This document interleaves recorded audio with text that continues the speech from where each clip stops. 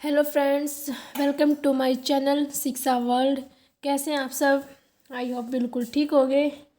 तो चलिए, जैसा कि हम रोज़ शुरू करते हैं, मेडिवल इंडियन हिस्ट्री ये मैंने आपको शुरू करवा रखा है। इसमें मैंने भारत पर विदेशी आक्रमण आपको करवा दिया है, दिल्ली सल्तनत के बारे में करवा दिया है, गुलाम वंश पढ़ा दिया है, खिलजी वंश भी करवा दिया। आज हम पढ़ने जा रहे हैं तुगलक वंश 1320 से लेकर 1414 ईस्वी तक। जल्दी इसको टिक करें और चलो स्टार्ट करते हैं। लेकिन शुरू करने से पहले मेरे चैनल को लाइक, शेयर और सब्सक्राइब करें, बेल आइकन को दबाएं ताकि मेरी जो भी नई वीडियो आए आप उसका नोटिफिकेशन आपको मिलता रहे। तो चलिए शुरू करते हैं। जो भी कम्पिटिटिव एग्जाम में जो क्वेश्चन पूछे जाते हैं मैं सिर्फ आपको वो करवाऊंगी।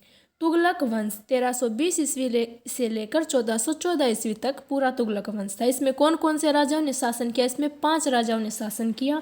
गियासुद्दीन तुगलक, मोहम्मद बिन तुगलक, फिरोज शाह तुगलक, नसरत शाह तुगलक और महमूद तुगलक। इन 5 राजाओं ने शासन किया। लेकिन 5 राजाओं में से सबसे इम्पोर्टेंट राजा कौन कौन से थे? गियासुद्दीन तुगलक, मोहम्मद बिन तुगलक और फिरोज शाह तुगलक। सिर्फ इन 3 राजाओं के बारे में पूछा जाता है कम्पिटिटिव एग्जाम में। तो चलो शुरू करते हैं। गियासुद्दीन तुगलक 1320 ईस्वी से लेकर 1325 ईस्वी तक। इसके बारे में क्या क्या इंपॉर्टेंट चीज़ें हैं वह भी मैं आपको पढ़ाऊंगी। यह तुगलक वंश का संस्थापक था, यानी इसने तुगलक वंश की क्या की थी? स्थापना की थी। इसका असली नाम गाजी मलिक था। इसका असली नाम क्या था? गाजी मलिक। टिक करो। इसने जनता के साथ उदार व्यवहार किया, यानी अच्छा व्यवहार किया था इसने जनता के साथ।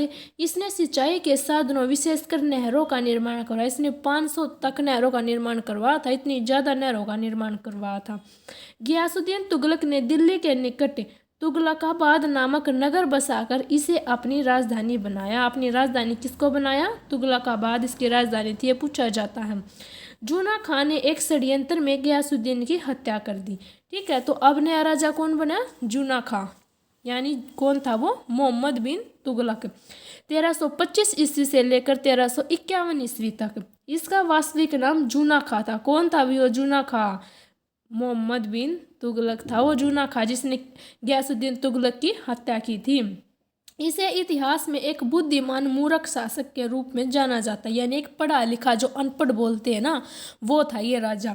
इसने अपने जीवन काल में 5 ऐसे महत्वपूर्ण फैसले किए जो विफल हो गए। यानी भाई इसने अपनी ओर से तो बहुत अच्छे फैसले किए, लेकिन भाई अगले की किस्मत थी क्या हो गए? वो विफल हो गए थे। पहला कौन सा किया था उसने? करवर्दी। सुल्तान ने दोआबा क्षेत्र में करवर्दी ऐसे समय में की जब वहां पर अकाल पड़ा हुआ था। दोआबा, दोआब क्या होता है? 2 नदियों के बीच का जो उपजाऊ भूमि होती है ना, उसको दोआब बोलते हैं भाई। तो सुल्तान ने दोआब क्षेत्र में करवर्दी ऐसे समय में की थी जब वहां पर अकाल पड़ा हुआ था। वहां पर तो अकाल पड़ा हुआ और इसने वहां पर कर बदा दिया था और फिर प्लेग एक महामारी के रूप में फैल गया। इस प्रकार सुल्तान की यह योजना विफल हो गई। उसने सोचा था, यूँ था कि भाई अब यहाँ पर क्या है? अकाल पड़ा हुआ है तो क्या होगा? वहां पर ज़्यादा अच्छा कर मिलेगा, लेकिन ऐसा नहीं था।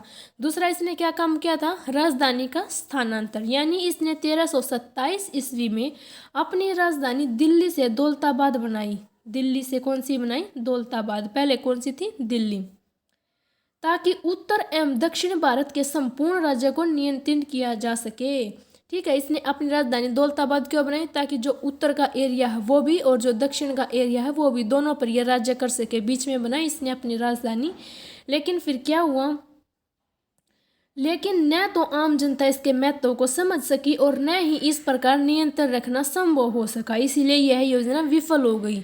ठीक है, तो ये राजधानी का जो स्थानांतरण था वो भी इसका काम क्या था? विफल हो गया। तीसरा इसने क्या काम किया? सांकेतिक मुद्रा। मोहम्मद बिन तुगलक ने चांदी के सिक्कों के स्थान पर तांबे की मुद्रा चलाई।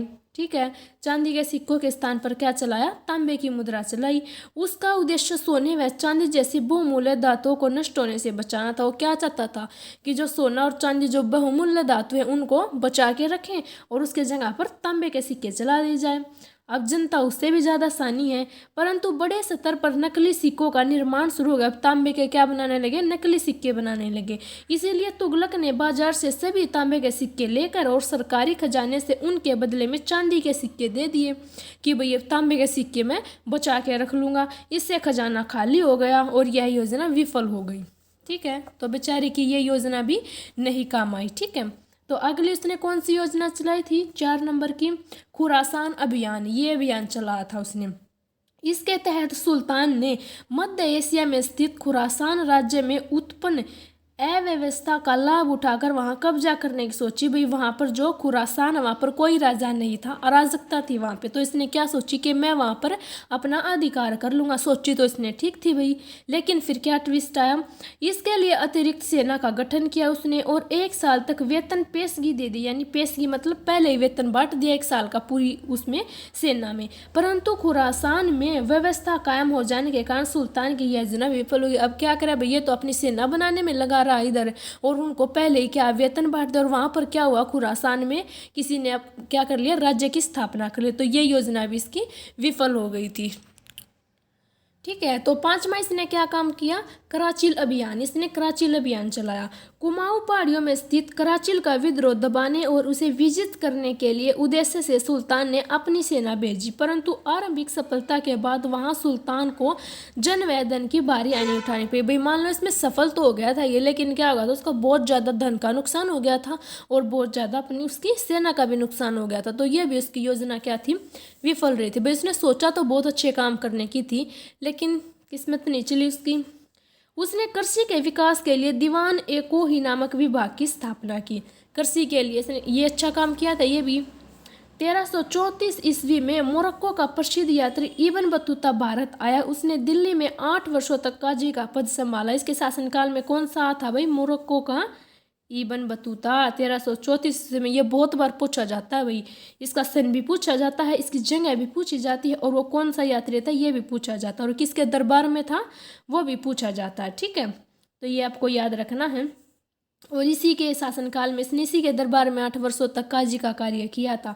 इब्न बतूता ने भारतीय समकालीन इतिहास पर आधारित पुस्तक सफरनामा यानी रेहला लिखी। सफरनामा कम दी जाती है, रेहला ये ज़्यादा पूछा जाता है, रेला वर्ड बजाय सफ़रनामा के। लेकिन आपको ये भी याद रखना कि आप ये पूछ ले। 1351 ईस्वी में मोहम्मद बिन तुगलक की मृत्यु हो गई। उसके बाद उसका चचेरा भाई फिरोज शाह तुगलक गद्दी पर बैठा।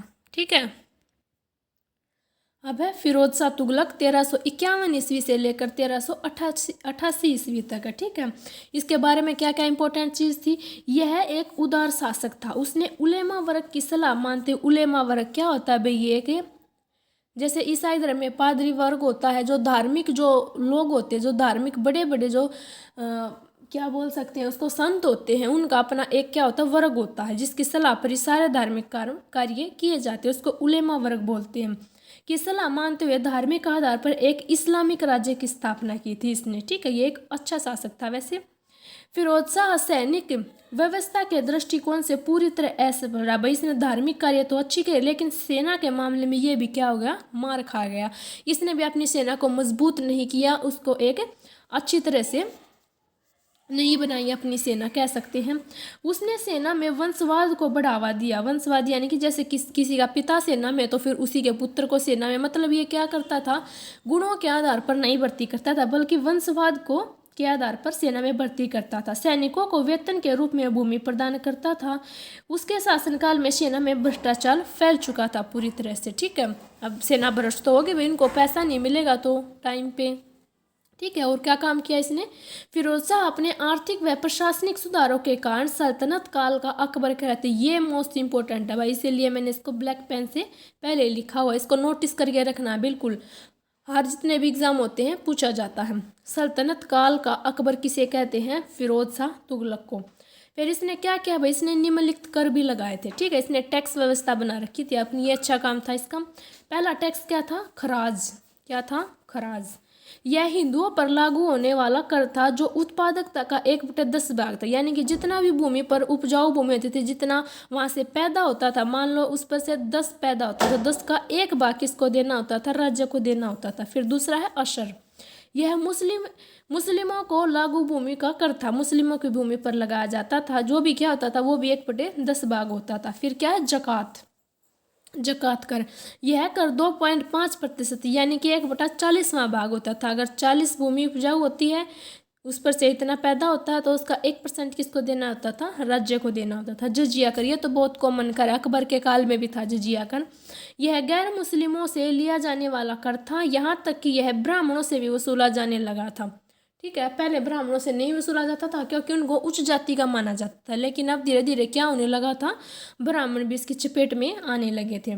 खुम्स, यह युद्ध से लूटे गए माल पर लगने वाला कर था।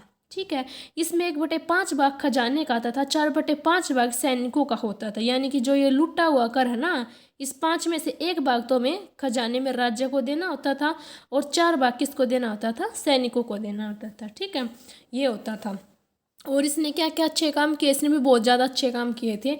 फिरोज शाह ने हिसार, फिरोज़ाबाद, फतेहाबाद, फिरोज शाह कोटला, जौनपुर आदि नगरों की स्थापना की। ये बहुत बार हरियाणा के एग्जाम में आता है ये। फतेहाबाद किसने बसाया था, जौनपुर किसने बसाया था, फिरोज शाह तुगलक ने। उसने नहरों, अस्पतालों, मस्जिदों, गुंबदों का निर्माण करवाया।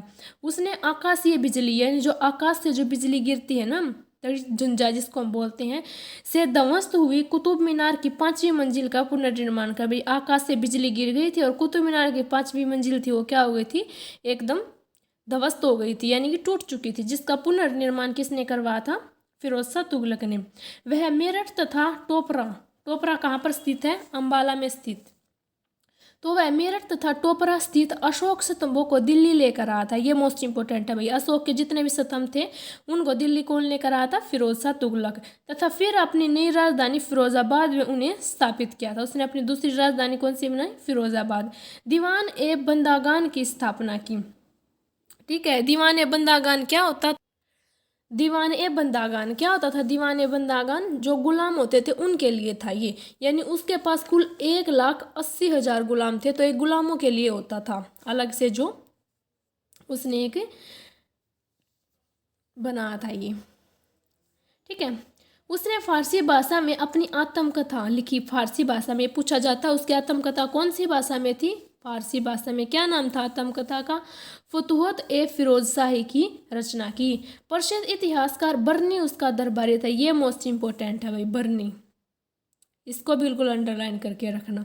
ठीक है, उसका इतिहासकार कौन था, बर्नी, उसका दरबारी था। उसने तारीख ए फिरोज शाही लिखी तथा फतवा ए जहांगीरी नामक पुस्तकें लिखी। उसने 2 पुस्तकें लिखी थी। ये 3 ही पुस्तकें मोस्ट इंपोर्टेंट है जो पूछी जाती है। 2 किसने लिखी थी, बर्नी ने लिखी थी, और अपनी आत्मकथा उसने खुद लिखी थी फारसी भाषा में। 1388 ईस्वी में फिरोज शाह तुगलक की मृत्यु के बाद तुगलक वंश लगभग समाप्त हो गया था, क्योंकि उसके बाद के शासक क्या थे, अयोग्य थे। तो ये 3 ही राजा जिनके बारे में कंपेटिटिव एग्जाम में पूछा जाता है। ठीक है, तो इनके बारे में आगे क्या पढ़ेंगे हम, आगे पढ़ेंगे हम कि किस तरह तैमूर ने आक्रमण किया और सैयद वंश, ये हम कल पढ़ेंगे। ठीक है, तो अगर आपको कोई भी डाउट लगे, कोई भी डाउट पूछना है तो ज़रूर पूछें। ठीक है, और आपको कैसी वीडियो लगी ये ज़रूर बताएं, कमेंट में बताएं नीचे। कोई डाउट हो तो कमेंट में ज़रूर पूछें, मैं उनका जवाब ज़रूर दूंगी। ठीक है, थैंक यू फॉर